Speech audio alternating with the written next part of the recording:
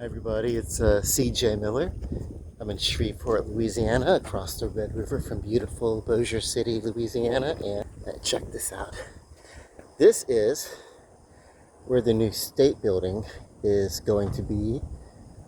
They're working on, it was like the second phase of it. So the first thing they had to do is they had to like strip down all the materials, and that took a while. That actually, it took from the time that they started, I would say it probably took a little over a year and a half to strip it down to the bare of everything that they were going to use, which was basically stripping it down, and what they're using are the I-beams and nothing else. And then, of course, there had to be some money that would be approved, and that would be for in the parking garage and everything like that. Some things, the different phases that the architecture and engineers have put in that needed to be approved. Obviously, when they first talked about moving the state building organizations from over on Fairfield, which is where we're located now, back downtown, that was right around the time that they started talking about building this place. And so that was 5 or so years ago. When all the budgets were approved. We obviously don't live in the same economy that when that happened. Like for instance, where I live now, this was all brought in pre-pandemic, and that was the case of moving the repurposing that building, whatever it used to be, and they were going to turn it into the state building, and all the state building affairs, which makes sense. All the civic stuff that happens in our area should be located in the same spot. If not centrally, they should be located in the same spot. Well, it makes sense. United States courthouse is down here. The parish courthouse in Louisiana. A parish is what we call counties in the areas that would be counties in other areas because of French and Catholic heritage or whatever.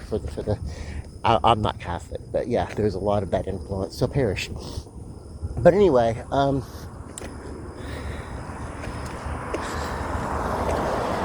so that's cool. When it is done, it's really going to be cool because it's more. People come downtown for civic business, and oftentimes going to one area, you find out, okay, well, you need to get this, and you need to get this, and they may come from different functions, different functions of civic,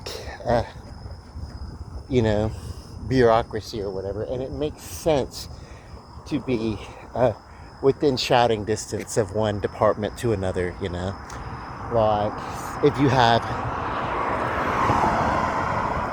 I don't know, just for if you want to litigate something. Well, this way, if they say, well, you need to litigate in this jurisdiction or this jurisdiction or this jurisdiction or this, those offices are nearby each other. Or if you just need to look for some paperwork, those offices are nearby each other. So that's kind of cool. I like that.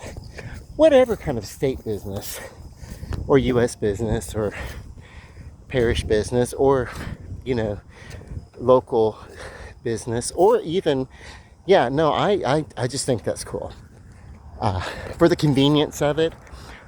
But I also think that it's good for privately owned businesses, because maybe while you're down here, if it's not such a heavy trip and you're just down here to take care of some legalese kind of thing, paperwork or whatever, maybe while you're down here, you'll stay and you'll look around at what there is to offer, locally in your own area, So that's kind of cool. Okay, I'm gonna pause the video. I'm gonna walk over to the river. No, today I'm gonna walk. I do a lot of river walking. Today I'm gonna walk around the Asian Gardens. Yeah, that's not too far. And I do that first, and then if I feel like keep on keeping on, then I'll walk to the river. But man, some angst. Not the end of the world, but my dishwasher's on the fritz. Now, I don't have to tell you folks, when you live in an apartment complex, wherever you live, they have a conniption if they have to do any sort of real repairs. And where I live, I love them, love the apartment, love it and everything like that, but you know, they just literally just cannot deal with having to do with any sort of like, you know, I don't know. So that's gonna go on for a little while, but the trick is to be assertive about the service that I intend to receive regarding this issue versus being aggressive, you know, meaning it's okay to stand up for oneself in an assertive way, especially when things are not being handled like they should, really truly should. And you know, in business or in personal life, whatever. That's the assertion, and that's healthy for all parties involved. Oh, let me show you. This is a tour group. It's an electric bike tour group, and what happens is the guy does a tour of the downtown on electric bikes. That's not a club, that's a tour group, so that's kind of cool. And what a fun way to tour things down here.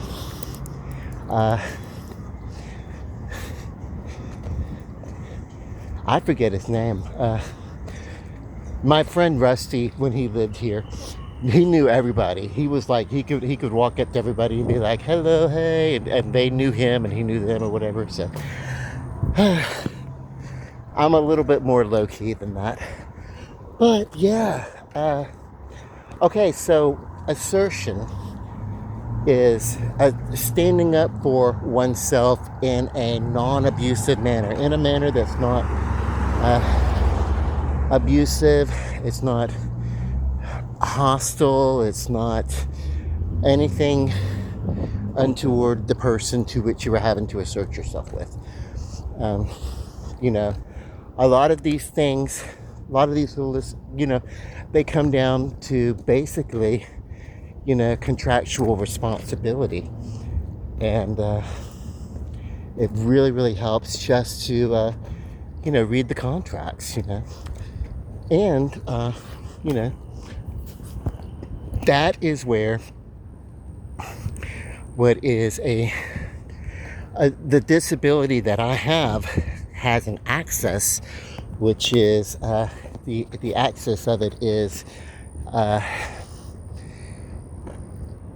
you know, can sometimes be a detriment in personal relationships, but in business it's a strong asset, and it is reading black and white, what's in black and white, what's contractual, what it says, what does it mean in the way that it says, and in the just really just you know, it serves me very well to have that particular trait, although yeah.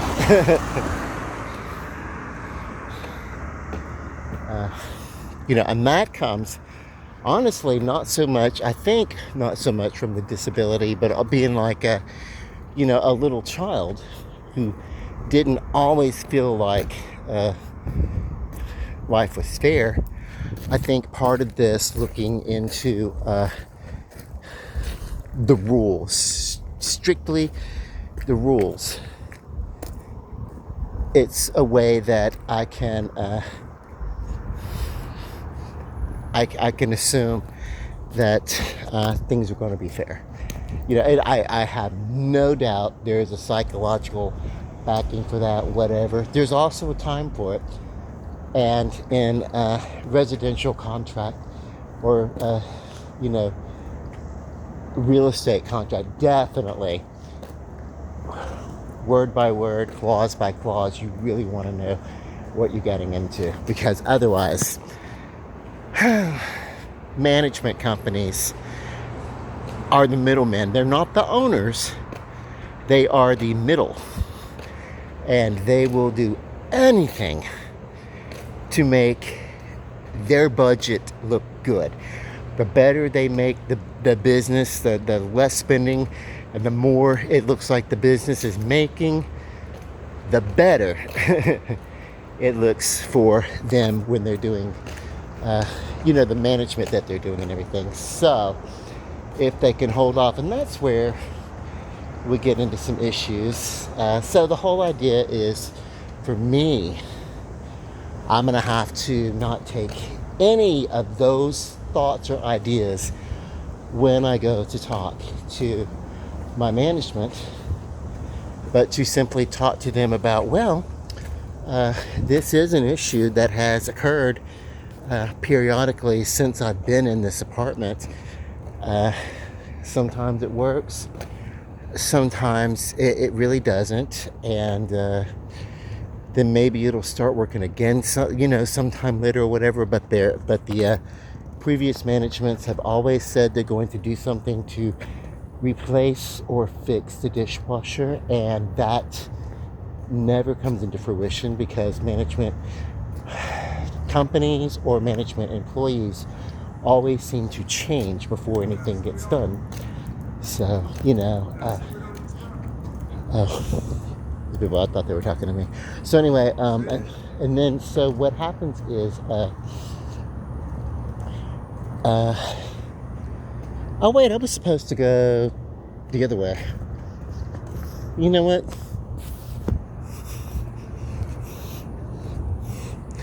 This is what happens. I'll blindly start walking. It's okay. I'm going to be able to get to the, I actually walked past it. I'll make the block and I'll walk back and I'll go through the Asian Gardens. I just got on this tangent. I hate thinking about it. I think what it is I hate having to be a bother, and in that anxiety of, please, I don't want to bother you, I don't want to, there is an anxiety that comes with that. And so sometimes that comes out as aggression, even though it's not meant to be aggression. It comes out looking like aggression, and then it's like, what will happen from that is that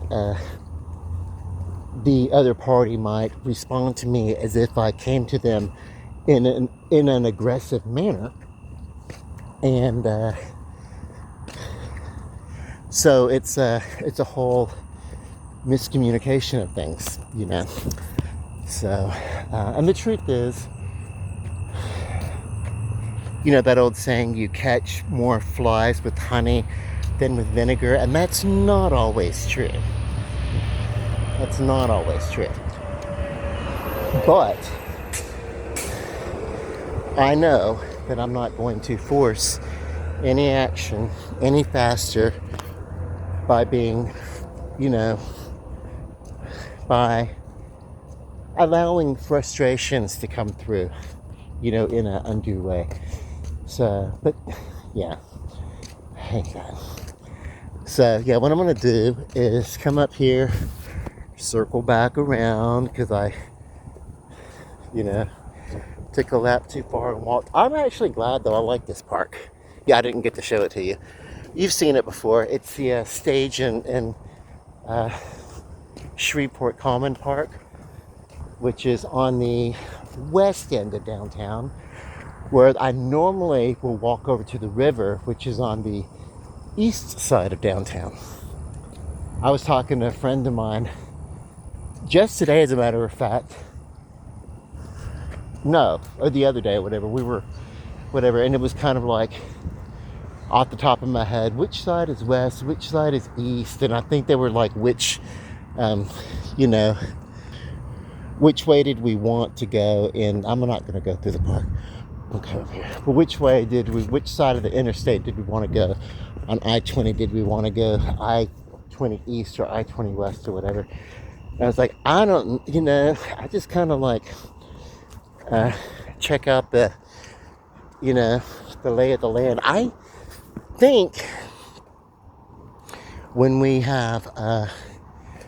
take the same routes and go to the same destinations and everything like that, and we've been doing it for years and years, probably should know where we're going by now, but that's not the case with everybody. But literally, I just did that. As I say that, I literally just bypassed the park that I wanted to walk through, which is the Asian Gardens Park. But that's okay. I'm gonna walk through there and we'll see what's up. Now, you can find me walking through the Asian Gardens at various other times. A lot of times I'll come through the back way and come up through the front, but I used to live here at the Fairmont. So I think I'm gonna leave the camera forward facing. But you know what I mean? It's like, hey, meditative. I'm glad it broke down tonight instead of like, you know, tomorrow in the daytime, and I'm full on to anxiety, and then I'll go and say to my maintenance, oh my God, no, no, no, no, you know, and make it more,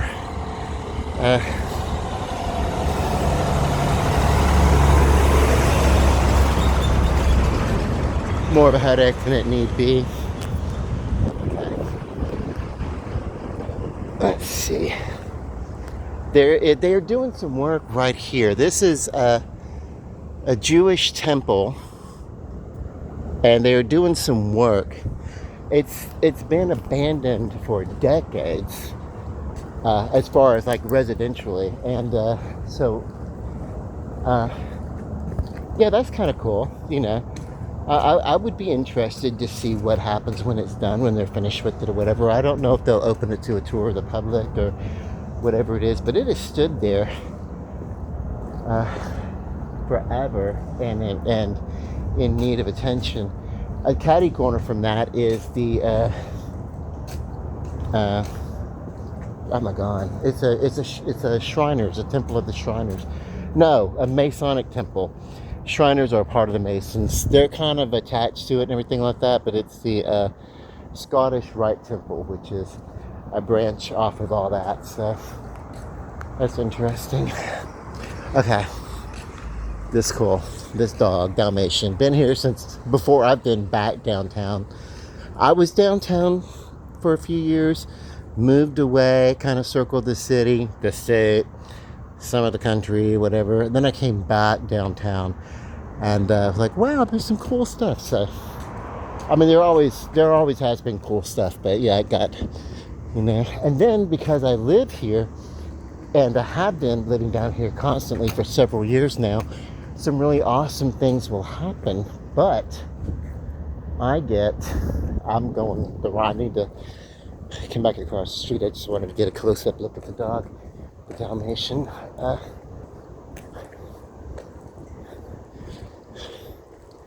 What will happen is, I'm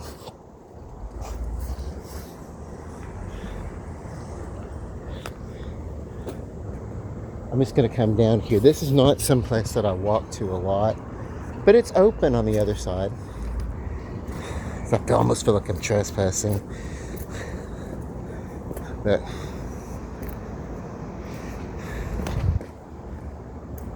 I gotta pause the video. Yeah, okay, I just wanted to make sure. But yeah, so get a little bit closer, and there's this gate is open here. So I feel like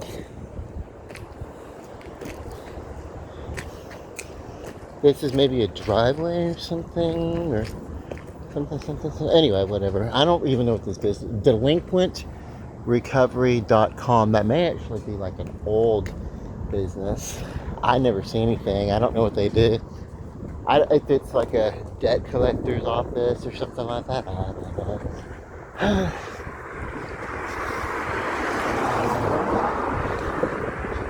But, okay, so up here, the ground gets a little wobbly.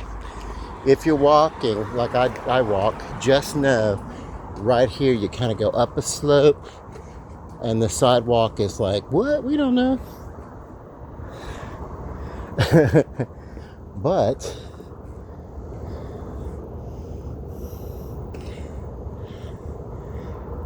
it is so weird because it is, you really, this time of night and everything, that's probably why I walked right past it and didn't even think about it.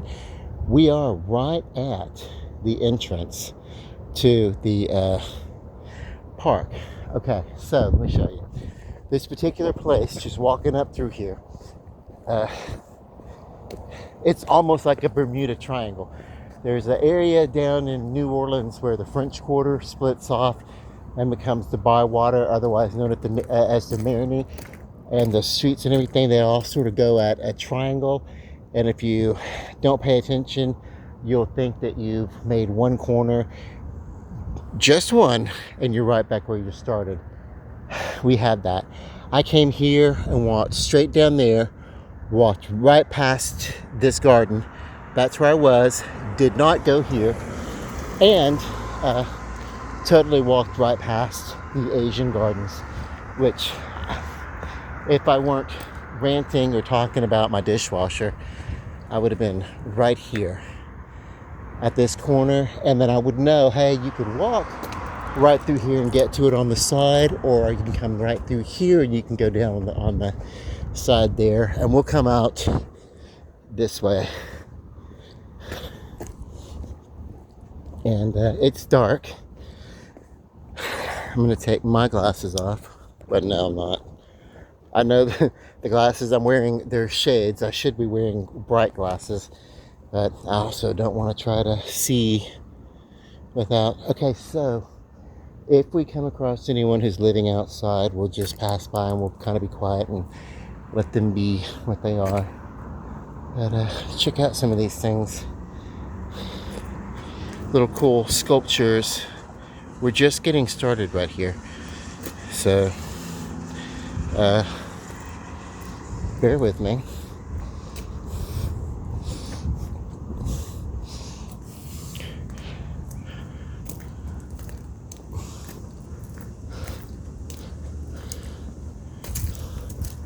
I actually used to have a stone sculpture of a turtle, not too dissimilar to some of these. And I don't know where I got it from. I don't know where I found it. I think I rescued it from being thrown away, but it was like, yeah.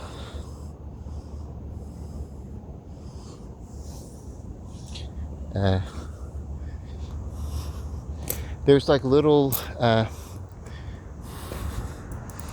plaques and things that talk about, what is this? Literally think that's somebody's clothing out here.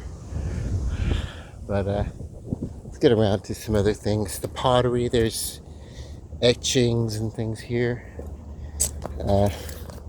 If this is your first time seeing the park, you know, don't worry. It's a lot. There's a lot more to it than what it looks like just from right here. But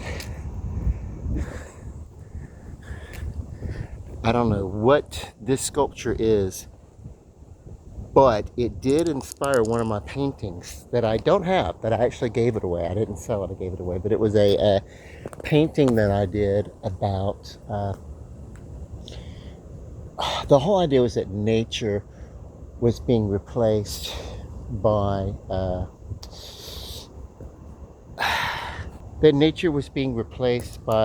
industry.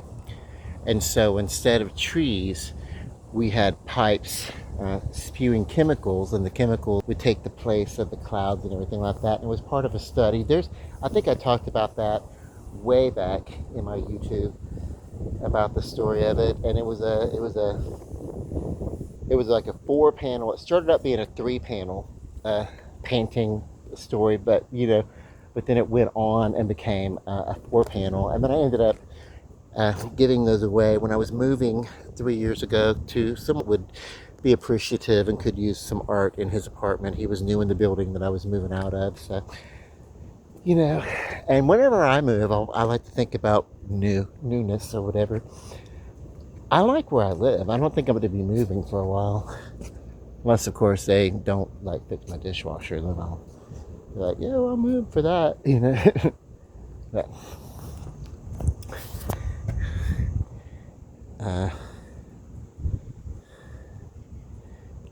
hearing all these little frogs and things. Oh, I want to come down here and check out this. Let's see. This, which I can barely see. Not available by using the wide lens. Is it available by using the no? I don't know. Now is it available? There we go. Not really. Ah. So if I turned it this way and turned it on. No. Anyway, never mind. This is a really cool statue. I could not shine a light on it. It's I don't know that much about Asian culture though. To talk about it would be wrong. Other than to say, hey, I appreciate it. We do have Asian. It's an Asian festival about once a year. They have recently opened it to and turned it into a multicultural. It's still an Asian festival, but they open it multiculturally to say, oh, by the way, our Asian culture does live next to all these cultures. Our Asian culture lives next to African culture, lives right next to Latin culture, and so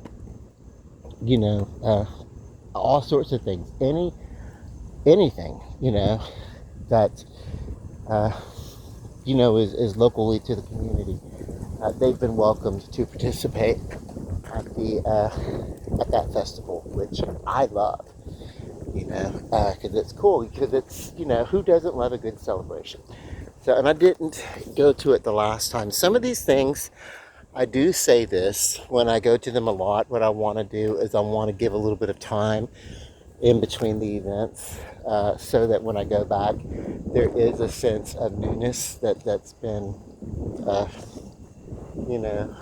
that's been brought back to taking a break from things. Plus, I wanted to save some money for the upcoming trip that I'm taking at the end of September. So, but yeah,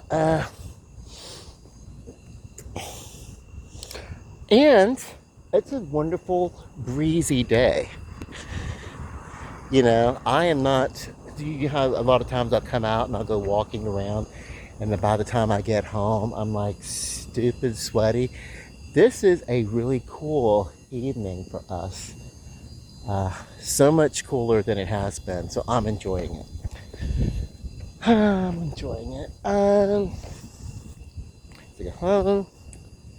Maybe it's not time for me to eat until after midnight, but I had an early dinner, so if I'm hungry after midnight, then I can have some more food. But I had a pretty big dinner. If you remember, I had that pork chop and those 2 potatoes. And then I have a couple of potatoes that are undressed, just that I microwaved with the other 2, so I could take like 1 potato out and have with each meal or something like that. Like, so a little bit of carbs, but staying after every new day start. I really don't want to go too bad too far over into the carb count that I have. today I had a snack bar at I went to visit my sister. She's a recovering, and so I went to visit her, and she had a health bar or whatever. So I had one of those. Came home, had the dinner, had the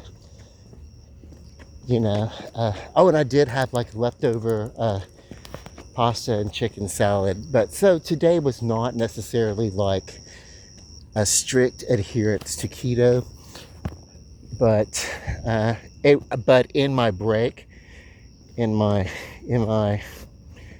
I didn't abuse that. This was, hey, it's turning out to be a day that I'm just going to be out in the world, and I didn't just go stupid with it. So I do feel like when I'm on the cruise ship, that's what I'm taking. I'm taking a cruise at the end of September going into October. I do feel like what's going to happen is I'm probably going to come back after that week having gained whatever kind of weight that I can gain, but it's kind of cool. I have a new doctor's appointment. The reason why is I'm so happy with what they've done for my sister, who's had some health issues, but they always do right by her, and it always works out. And I was like, wow. So I've seen their work, so it was like, yes, I will go to these guys, and I will let them be my doctors, and I will let them become my primary care people, and I will let them be, hey, my hospital, whatever. So, a lot of people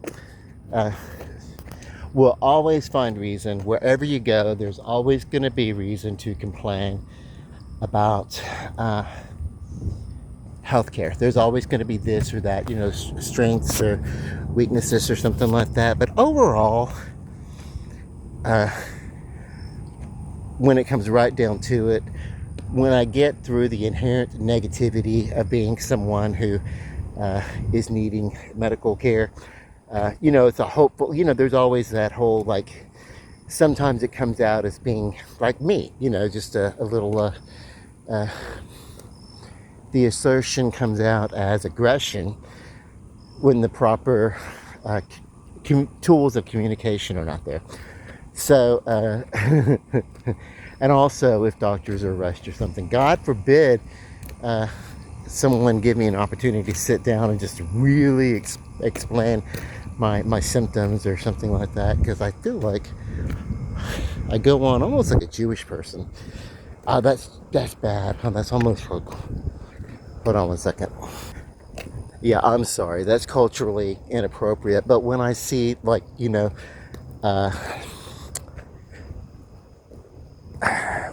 Woody Allen or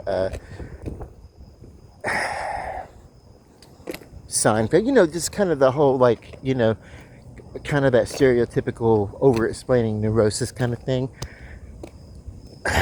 I have that.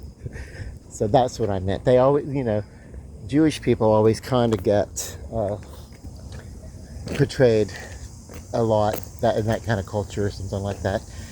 But doesn't necessarily mean that it's true, or that everybody that has those things typically happens to be Jewish. But because I'm not really Jewish, but I do have those neurotic traits that really are not, so I don't know. I realized what I just said there was like seriously bad and old school, like generalizing, and instantly I apologize for it. My friend bought me a shirt that says, let me overthink this, in big silver letters or whatever. It was a Christmas shirt, Christmas gift. It's a good thing I'm getting home. My throat's getting dry. Probably because I'm talking too much. If I walk around and I talk too much, my throat gets dry, and if I don't have something to drink or something, like, But, yeah. I'm so sorry. But yeah, I do overthink, I do over explain, I do this, whatever. And experience minor anxiety over things that shouldn't be a big deal. But, you know, I don't know.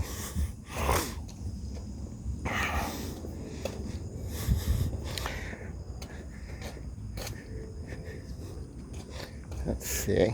As overall, my apartment is a very lovely apartment. It's nice and roomy, has lots of amenities. The appliances, you know, are kosher. The appliances are good. Uh, it's like, it's not like I'm not. Why would I care if something's kosher or not? Anyway, it's just that this dishwasher, there's always been an issue with the dishwasher. And yeah, the whole thing is like pick your battles, right? And then, does it have to be a battle?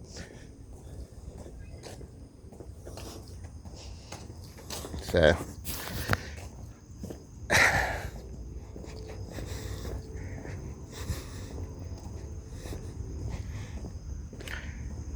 let's see. I do know that whatever I do with the rest of my life, I want to be in Shreveport, and except for when I'm like away on vacation or something like that. And also, I'd want to be as close to downtown as I possibly can. I love it. I love it here. Shh.